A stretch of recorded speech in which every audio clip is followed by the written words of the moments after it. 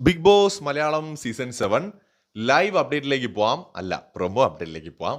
ഇപ്പോൾ ഒരു പ്രൊമോ വന്നിട്ടുണ്ട്. നമ്മുടെ നൂബിൻ ബിഗ് ബോസ് വീട്ടിലേക്ക് എത്തിയിരിക്കുകയാണ്. അതായത് നമ്മുടെ നമ്മുടെ ബിന്നിയുടെ ഹസ്ബൻഡ് ബിഗ് ബോസ് വീട്ടിലേക്ക് എത്തിയിരിക്കുകയാണ്.